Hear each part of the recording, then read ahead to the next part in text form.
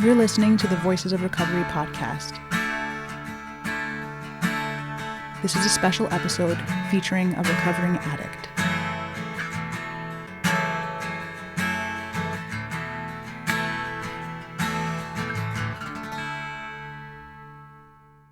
Hi, my name is Sophie X. I'm the host and producer of the Voices of Recovery podcast. I'm joined here today by Lauren. Hey, Lauren. Hey, Sophie. Lauren is a longtime friend of mine, and thank you for doing the readings for the Just for Today and SPAD for the middle of May. Thank you so much for having me. Grateful to have you on, and you're on our special series of spirituality and recovery. So welcome. Thank you for being willing to tell your story. I'm honored to be here. Thank you for doing what you've done for a year. It's hard work. It was my pleasure. Anyways, you were raised Catholic. And Catholicism is a sect of Christianity. One of the stricter sects of Christianity, I would say. Yes. From as far back as I can remember, I remember going to church school as probably 5-year-old. It was after school for a couple of hours. I remember like a friend's mom was like the teacher, and we would go there and learn the prayers and learn a little bit about religion as much as a 5-year-old can. I continued in that church school up until I was confirmed at 14 years old. Tell me a little bit about confirmation. It's a little bit different in my religion, but what is confirmation like? Because there's also baptism. There's baptism when you're born or shortly after. Then there's a communion. So they baptize you when you have no choice. They're like, here you go. We claim you. They also give you communion when you have no choice because you're like 6, right? I think. Again, just church school, learning about the church. And so the confirmation is when you're 14. All I know is that I was in church school up until that point and confirmed. And pretty much after I got confirmed, I didn't need to go to church school anymore. And like, that was it for me. And as soon as I could make a decision, like mom's asking, you want to come to church on Sunday? It's like, nope. Nope, no thank you. No thanks. Nothing ever really resonated with me. I remember enjoying maybe around Christmas time and like being part of church choir and having that sense of community and togetherness. Sounds more like a fellowship thing. Yeah, totally. Friends and, other peers were singing, and I remember practicing the songs, and it was going to be a performance, and that I enjoyed. For me, in terms of thinking about God, the only time I heard my parents bring up the word God, it would be my brothers and I fighting, and I would trip over something and fall, and my mother would say, see, God punished you. And that was it. That was the only knowledge of what I knew God was as a child and as an adolescent. There was no God loves you, you're okay, you can pray about it. There was just none of that at all. It was like religion, or God is a punishing God. So it never resonated with me, and I never felt comfortable. I went through the motions because I had to, but as soon as I didn't have to anymore, I was done. You're not the first one to say a punishing God. And I also feel like a lot of traditional non-Protestant Christian religions, like Greek Orthodoxy and Catholicism, do still have that punishing God as an undercurrent where like you have to be obedient and you have to follow the rules. Religion is used as a method of enforcing guilt and shame about things. Yeah. And there's also a theme of hell, right? You're going to go to hell. So right. That too. You're going to go to fiery depths of hell. So comforting. Or just wait in purgatory, right? Right, forever. The Greeks don't have purgatory. You guys invented that all on your own. Did we? Okay. You know more than I do. Post-schism. So when you were growing up and just didn't have that affinity for church going anymore, when do you remember drugs kind of creeping in? I guess it's interesting now that you just say it. It was right around 13, 14 when I finished with church school and it was over. I really don't think that they had anything to do with each other because it's not like, oh, I'm in church school and I'm feeling so comforted and wonderful about being a part of this and, this loving God that I have in my life. It was not like... Yeah, you didn't have that loving God. No, it was never there. But I did start using at about 14 years old. What brought you to using, you think?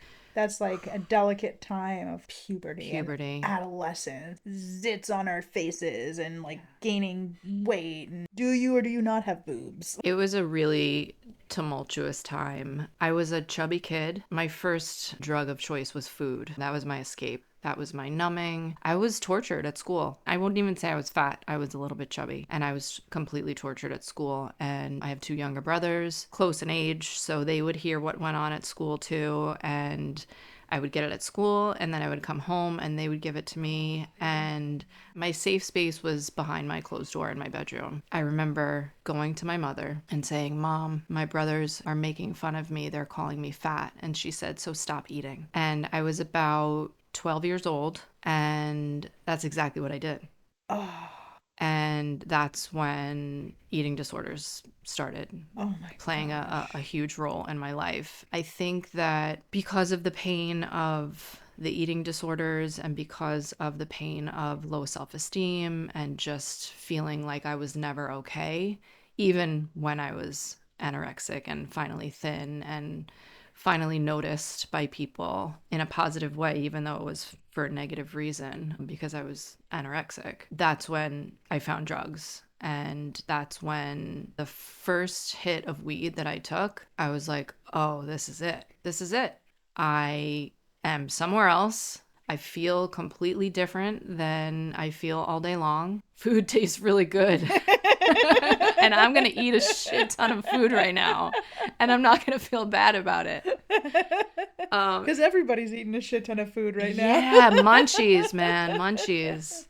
R.I.P. to the munchies. God, I miss those. Yeah. But I'm so glad I'm not using anymore. Oh, Thank yeah. God. No, no, It's it's like just, burnt to a crisp. yeah.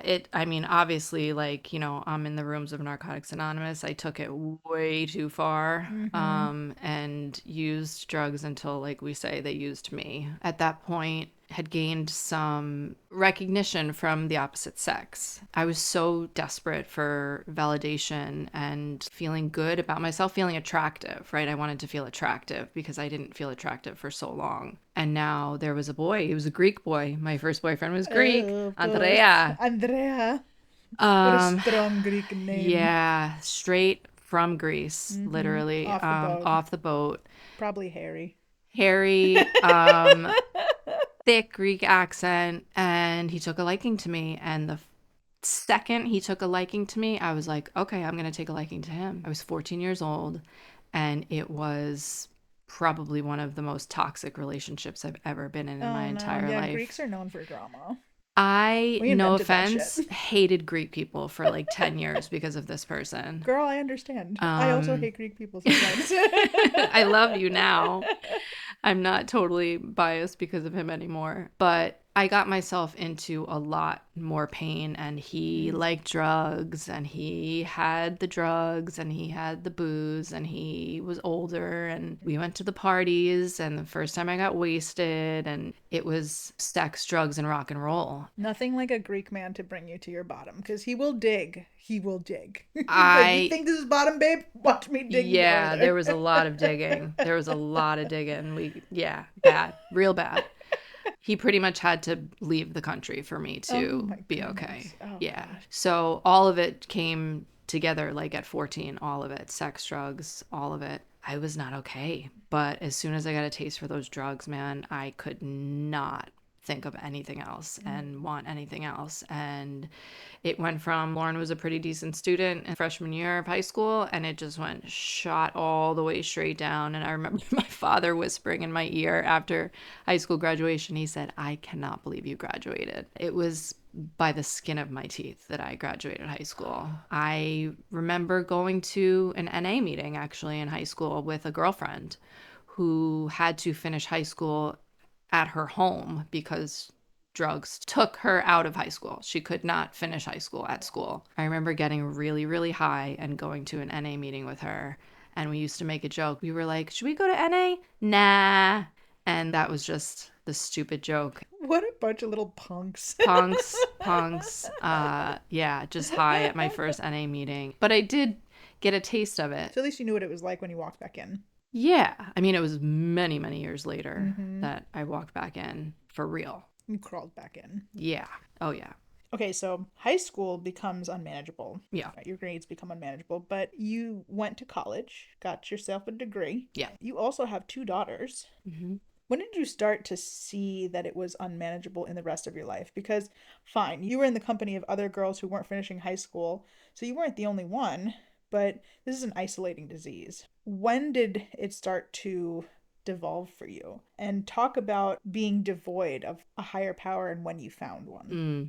The miracle is that I wound up getting myself into a college after high school. And ironically, it's the school that my daughter goes to now, which is completely blows my mind, but God is amazing. I went to this school and I lasted about 6 weeks. I was home before Halloween. I was literally crawling on my hands and knees in the hallway, shitting my pants because of how high I was and couldn't make it to the bathroom and was addicted to laxatives and bulimic. And I said, Mom and Dad, I'm not okay. I need to come Oh my home. I gosh. can't function So anymore. your eating disorders also progressed terribly. Oof, yeah, I got new eating disorders, multiple eating disorders at the same time, and should never have gone away to school at all. But that's what everybody was doing. So Right. I did it, and like I said, I was home within a short amount of time. So I came home, I started working. I worked for a multitude of different jobs. I had a girlfriend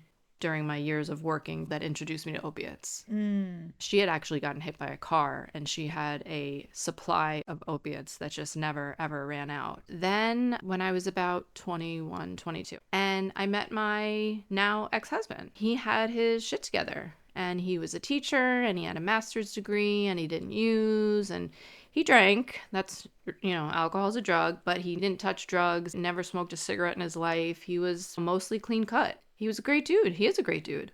I love him. He's one of my best friends today. I remember I was working dead end jobs that I didn't love. I just wasn't happy. He's like, "Why don't you go back to school?" And I remember saying to him, "I'm too old." Back At then, 22 years old, I'm too 22. old. I felt too old to go back. And he was like, "Are you insane?" And I really, really have to give him a lot of credit for encouraging me to go back to school. So I went back to school. During that time, I had racked up many fails and withdrawals from Nassau Community College because when I came home from that school that I went away to, my parents were like, okay, you got to go to Nassau. You got to try to do something. And I didn't go to Nassau. I got high. I pretended to go to Nassau. So when my ex was like, why don't you go back? I had to go back to Nassau and redo all the withdrawals, all the Oh failures, which was gosh. like 15 classes at least. But I did it. And I remember them printing out my transcript and him coming with me and me just being mortified looking at this transcript, WF, WWF. And I went back and I did it and I set my mind to it. I do say that being an addict helped me because I went back. I got enough credits to transfer to another school. I went to another school. I got my degree. I actually have a degree in psychology. Decided that I was going to try to go for teaching. Fordham University was offering this big scholarship fellowship program, full paid full master's degree program for teaching. And I was one of like 21 people that got it. Wow. So I was in this fellowship and I got my master's degree and started teaching. And shortly after I started teaching, my ex and I had gotten married and we decided to have kids shortly after that. I was actually pregnant my first year teaching full time. The entire year, September to June. My daughter was born June 30th. Had my daughter and knew that I wanted to stay home. I stayed home and had my other daughter 2.5 years later. In that period of getting my stuff together, I would say that I was functionally using, I was drinking, I was occasionally smoking a little bit of weed here and there, but it was like weekend warrior type thing. It was like Mm-hmm. I would do my shit during the week, go to school, get good grades. I graduated cum laude. I have to just put it out there. I'm somebody that just could barely graduate high school. And It's then amazing. when I made the decision to do it, I did it. Isn't it amazing when addicts apply themselves, like what they It's can actually do? it's amazing. Even while using, but Yeah, like yeah. eventually it gets unmanageable, right? Yeah. So I was pregnant with my second daughter and I went to the dentist. I had some pain in my mouth. They said, you're going to need a root canal 3 months postpartum. Come on back. I had that scheduled. Let me tell you, I knew I was going to get drugs. I Mm. had that appointment scheduled. As soon as I left that office, that appointment was scheduled. I was going to get that root canal 3 months postpartum. And I was in that office and I got the root canal and I went home and I was in severe pain, Mm. like severe pain, like something was not right. And I went back, they did a more extensive x-ray or whatever they did, and they were like, you have a cyst on your gum. Oh. And I remember sitting in the chair and I was like, okay, like I gotta call my husband, because he was like, we can cut you open now. What do you want to do? And I was like, I'm gonna get drugs. Mm. When I had met my ex, I had stopped doing the opiates and just was drinking and smoking some weed. So I knew that I was going to get opiates again from this oral surgeon. I remember calling my husband. I couldn't get him on the phone. And I'm like, all right, well, fuck it. Just cut me open. Cut my gum open. I should have gone for another opinion. He cut my gum open and hit a nerve, and I'm still numb. Oh. Half my chin is numb, half my lip is numb, my gum is still numb, but I got drugs. And I got a lot of drugs. And this was right before the pharmacy started flagging, like, you can't go to Duane Reade in Little Neck and also go to CVS in Mineola and go here. I could go everywhere. Now you can't get multiple prescriptions of different opiates wherever you want to go. I went everywhere and I was able to get it everywhere. And I remember the oral surgeon even saying to me, like, you're not getting addicted to these, are you? And I was like, no, of course not. And I just had a plethora of drugs. And I used, and my ex had no idea. And I was taking care of two little kids and bringing them to, nursery school and using. And then there came a point where I could not say I was in pain anymore. Mm. I couldn't lie about the pain anymore because they wound up just completely taking the tooth out and replacing it. And then Yeah, what are you going to be in pain for? there's no more pain. Right. So I started smoking weed. Mm. I just switched drugs. I would smoke with my kids in the house. They were little, they were like 3 and 1. And I remember driving around in my car by myself one day, just like, what is wrong with me? Why am I so unhappy? Why am I so sad? Why am I so miserable? What is wrong with my life? I went to a psychiatrist at the time, and I told him that exact story that I just told you about the dentist and everything. And he said, Lauren, you're an addict. I explained it as a punch in the face and a hug at the same time, because it Mm. was like, oh, that makes a lot of sense. Mm. Mm. And he's like, I think you should go to a meeting. Mm. And he handed me a meeting list. Mm. And I remember I went home and I continued to use like as much as I possibly could for like the next 2 weeks. And then I found myself in my basement, my husband at the time and kids upstairs. And I'm making the paper towel holder, dryer sheets in Yep. it so you wouldn't smell. I'm 30 something years old with 2 babies upstairs making this ridiculous high school contraption in my laundry room in my basement, smoking. And I had my first like real spiritual experience. And I looked up at the lights in the ceiling and God said, you're done. And that was it. I heard it. I felt it. I called my husband down to the basement. I handed him over all the drugs. I'm like, this is what I've been doing for the past year. He's like, no, you haven't. I said, yeah, I have. I'm really good at hiding it. He could have taken my kids away from me. He could have kicked me out of the house, and he didn't do that. And I went to a meeting the next day, January 10th, 2011. That's my clean date.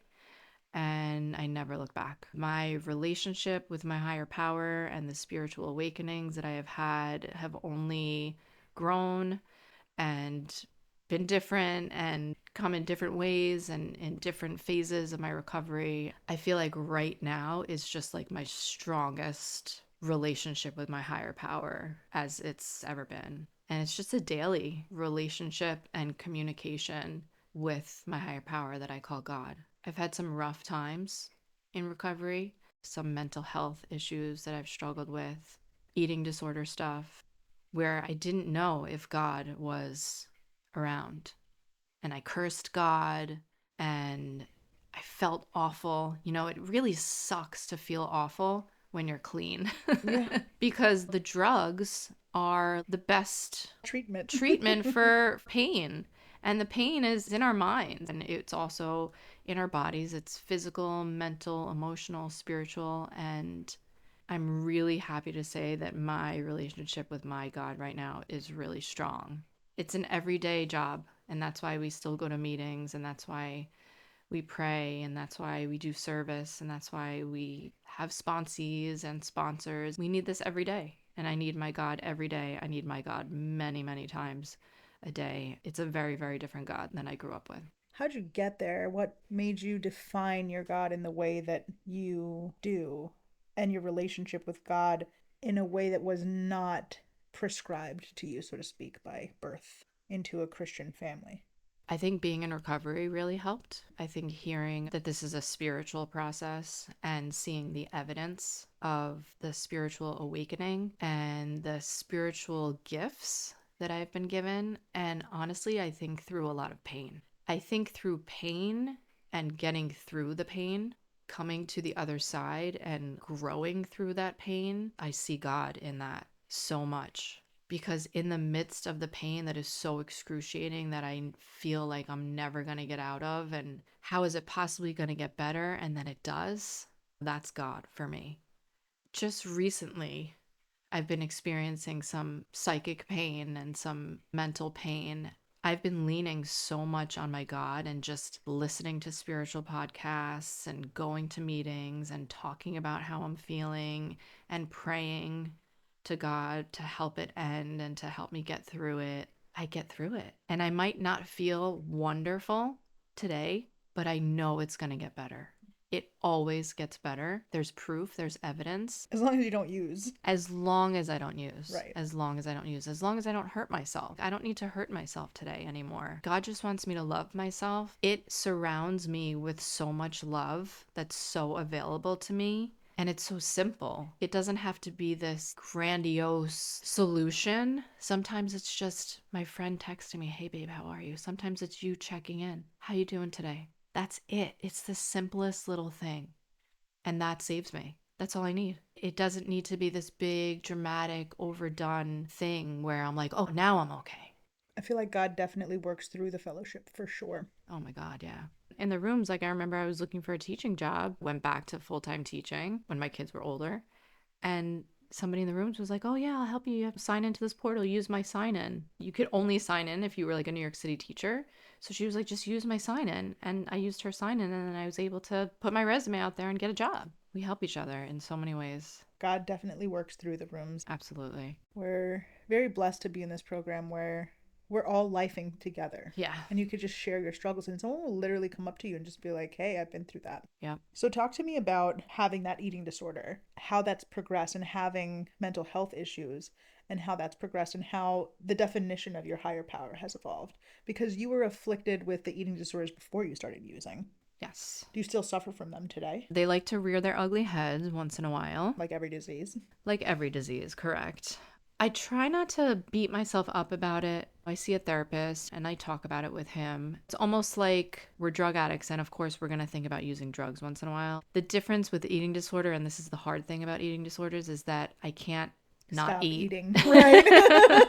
I have to learn how to have a healthy relationship with food, which I, for the most part, really do. Mm-hmm. And a lot of it is because of now loving myself, learning to love myself, knowing that God wants me to love myself and care for myself and not harm my body. It's also mental, spiritual, physical disease, eating disorders. So they progressed really bad in high school. Anorexia was horrifying. I had friends writing anonymous letters to my family. The athletic director would pull me out of class and weigh me, and it was bad. I lost 50 pounds over a 3-month period. Oh my gosh, that's a lot. Yeah, it's a Not lot. by diet and exercise, just by starving yourself. It was also exercise. I was also compulsively exercising and starving myself. So anorexia/orthorexia. Yes. And I'm also an athlete, so I couldn't be anorexic anymore as an athlete in high school because I had to eat for strength. So I started eating again, and then of course it went to the other extreme. Overeating, bulimia. Overeating, which I then discovered bulimia. And with bulimia, most of the time when people are bulimic, it's a little bit harder to tell. They're usually a more normal, quote unquote, weight. Whereas when you're anorexic, you're severely underweight. I lost my period and it was really bad. I had hair growing all over my body. It was horrifying. I grew up with a mom that was severely slim and a father that was severely obese. So I was very confused and very conflicted when I went to college. It got to a point where it was so unmanageable. The person that I was dating at the time went to my parents and told them about the bulimia. And that's when they got me a therapist and I started seeking therapy. I started taking an antidepressant. I remember being told, you can't make yourself vomit on this medication. You could seize. Mm. And I didn't give a shit. I was using opiates. I was smoking weed. I was smoking cigarettes. I was bulimic. I wanted to just hurt myself. I hated myself so badly. And I just wanted to do anything in my power to hurt myself. And that's what I did. It didn't really slow down at all until I met my ex, who was someone that wasn't completely in this world of drugs and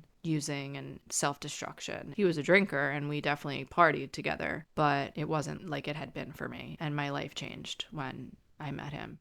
God and a higher power did not really come into my life until I got clean, until I came into the rooms, and until I started seeing evidence. I think it's the second step where it talks about believing in the possibility of a power. And I remember writing on my hands in black Sharpie on my palm, POP, possibility of power. And I looked for it everywhere. And when I start to see it, I would see evidence of God all over the place once I really started to become cognizant of it.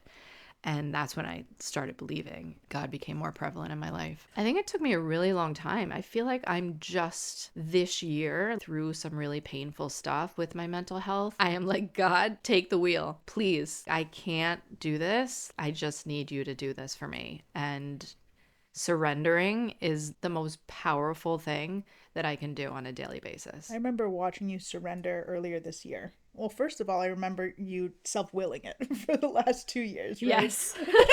Oh, yeah. And saying, no, I'm going to do this and I'm going to do this. And no, and Lauren knows exactly what Lauren needs. And you put yourself through a roller coaster. But I remember that moment where you surrendered and you just said, I need help. Talk a little bit about what that experience was like, because it was so recent and it's really brought you to the relationship that you have now. So, unfortunately, sometimes there are people in the rooms that do not give us the best advice. Unfortunately, for me, I was in a space where listening to that advice was what I thought I should do.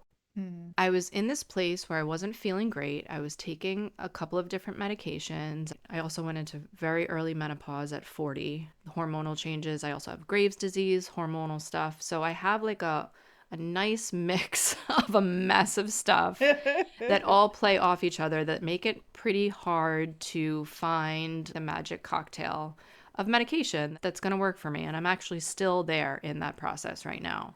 And Graves' disease is a thyroid condition, right? Yes. So talk a little bit about Graves. So Graves causes hyperthyroidism. So it made my pulse rate extremely fast. I was losing weight. I was extremely anxious, and I had to get that under control. It took a while to get it under control through medication where it slowed my thyroid down. It's emitting too many hormones. It needs to be slowed down. So it's finally balanced now. And it sounds like it presents its own psychological and weight effects Yes, too. correct. So Right. interacting with the eating disorder Right. plus the psychological stuff. Right. Right. Yeah. Super mixed cocktail. It's a mess.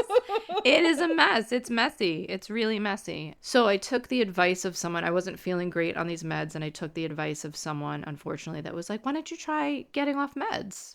And we are not doctors, We God. say it all the time in the rooms. We are not doctors. Outside And help is its own thing, right? We need to exactly. keep that outside of the rooms. Exactly. And Gosh. this person had no space saying this to me, but she did. And I remember her saying to me, yeah, my husband got off meds. And so as soon as I got off meds, I stopped sleeping. So then I diagnosed myself, like you said, self-will. I diagnosed myself with insomnia. Of course, you can't sleep.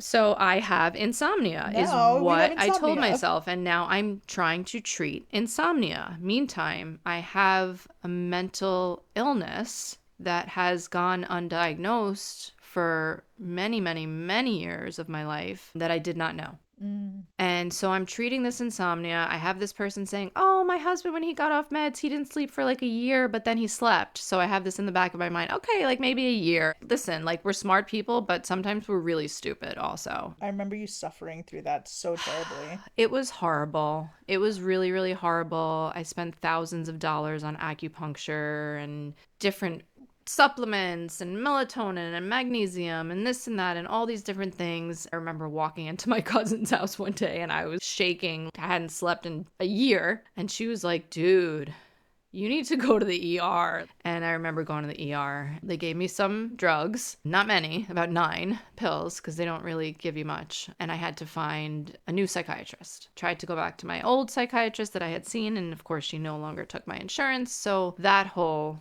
nightmare of trying to find a new doctor took a really long time. I remember that desperation you were going through. Oh, you brought me the magic Greek tea that was Yeah. gonna help me sleep. Oh my I God. tried. We tried We everything. tried. We We tried tried so everything. hard. We tried so much. I forgot about that. I still have some of that tea. Oh, it tastes so bad. It's terrible. It's I know. horrible. Valerian tea. Oh, it's I can make horrible. you a better mix that doesn't have valerian, but valerian's fucking gross. Yeah, it's pretty gross. And like nothing was. Insomnia happens to be one of the symptoms of the mental illness that I have. Okay. So because I have a mental illness that is undiagnosed and untreated and I'm not on meds, and walking into the ER, they give me some meds. You need to find a new doctor. I find a new doctor. We take this gene site test, helping you figure out what meds you metabolize well. It's not necessarily like this is the med for you. Yeah. This is going to be your med that's Yeah, going it's to just work for like you. it tells you the red meds that are just like, don't take these. Yes. This is gonna fuck you up. Correct. Right. All the meds that I had taken were in the yellow, red, yellow, green, like a traffic light. Red, don't take these meds. They're not going to work for you. They're not good for you. Yellow, maybe they might work. They might not work. Green, take this. It's going to help you. You're going to feel better. You're going to be, yay, miraculous, happy go lucky girly, right? Well, that's not gonna work for you if you don't need that med, right? Mind you, the doctor that I had seen, when I had told her my story, she had said to me, have you ever been diagnosed bipolar? And I said, actually, yeah, I feel like a long, long, long time ago, let's say 20 years ago, someone had mentioned it. My mom was like, no, you're not bipolar. Cool. Cool. We're just not even we're gonna pretend that this person never even said that. And we're gonna move on. This new doctor that I saw had a feeling that I might be bipolar based on my symptoms, based on my story, based on my history. Then we got the gene site test back, and there was this medication that was in the green column. And I was like, let's try the green. We did this test, let's do it. And she put me on this med that was in the green, and it sent me into something that I had never experienced in my entire life. I was completely manic. Mania's scary as fuck. I've never, ever experienced mania in my entire life.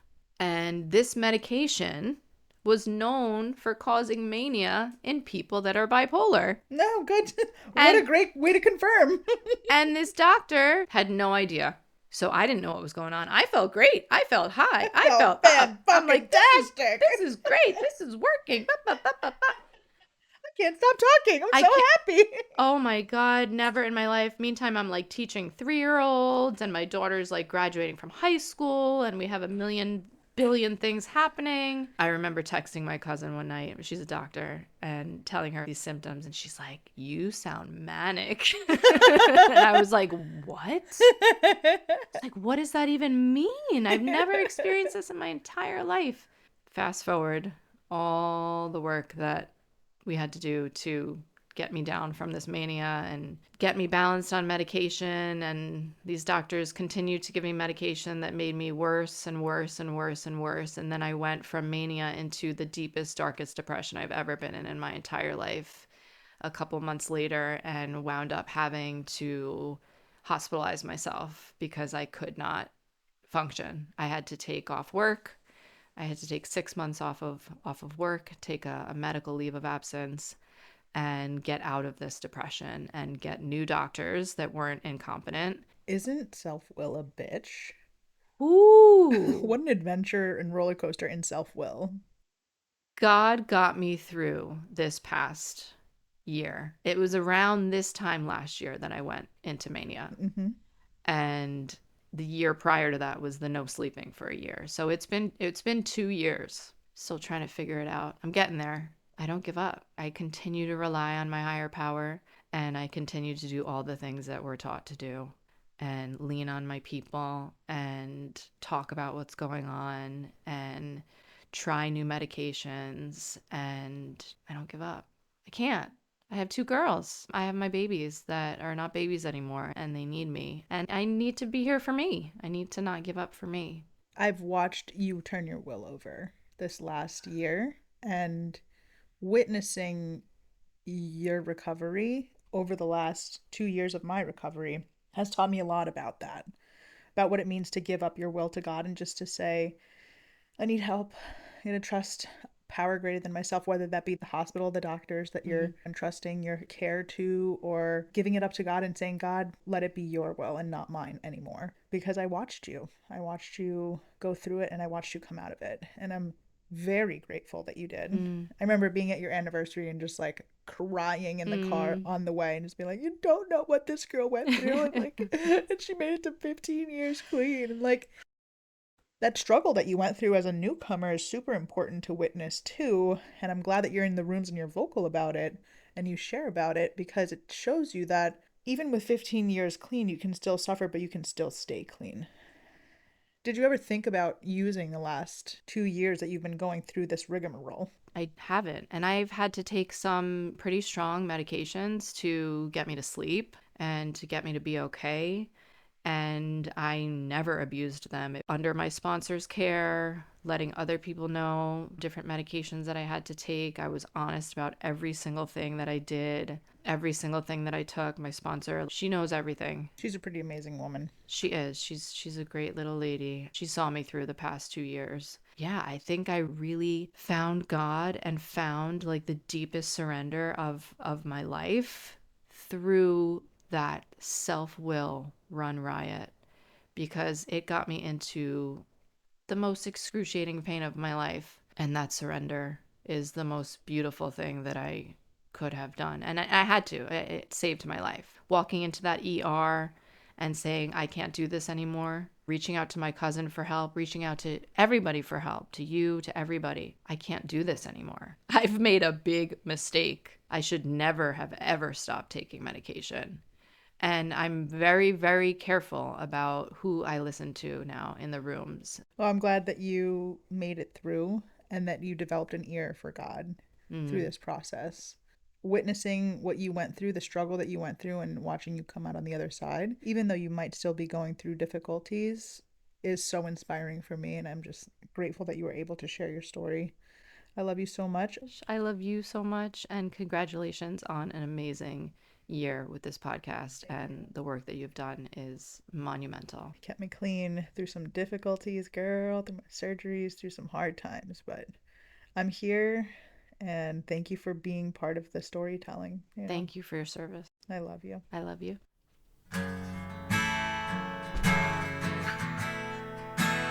The Voices of Recovery podcast is an independent production of the Works of Wisdom. We welcome your questions and donations via PayPal at voicesofrecoverypod@gmail.com.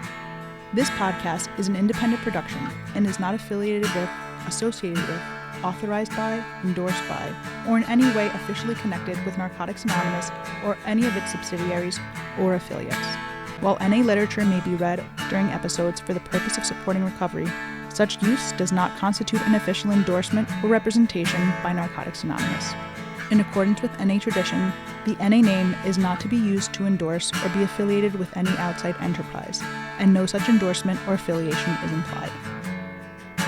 Music is by Sage. Thanks for listening to the Voices of Recovery podcast.